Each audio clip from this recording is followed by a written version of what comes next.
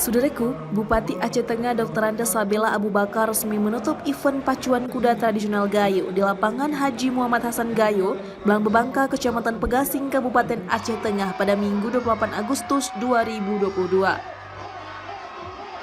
Dalam kesempatan yang sama, Bupati Sabela Abu Bakar beserta jajaran pimpinan daerah Kabupaten Aceh Tengah juga berkesempatan menyerahkan secara langsung piagam dan penghargaan kepada para jawara pacuan kuda.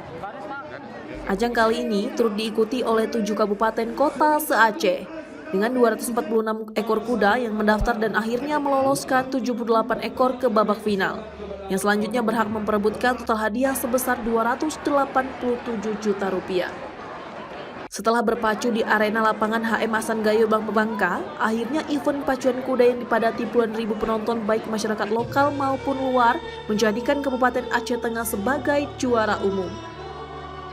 Ajang pacuan kuda tradisional ini sebelumnya hanya diikuti oleh Kabupaten Gayo yang bersaudara yaitu Aceh Tengah, Bener Meriah, dan Gayo Luas.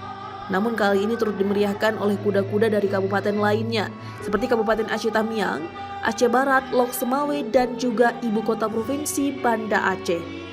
Hal ini menunjukkan arah tren positif bagi kelangsungan olahraga berkuda di Provinsi Aceh, utamanya menjelang akan digelarnya PON pada 2024 mendatang. Hal itu menjadikan lapangan HM Hasan Gayo Blang Bebangka sebagai lokasi untuk olahraga yang merupakan ajang sport turis bernuansa kearifan lokal, yaitu kebanggaan masyarakat dataran tinggi Gayo.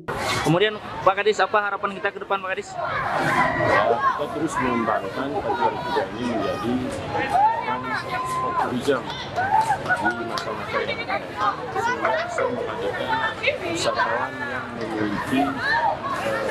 memiliki keinginan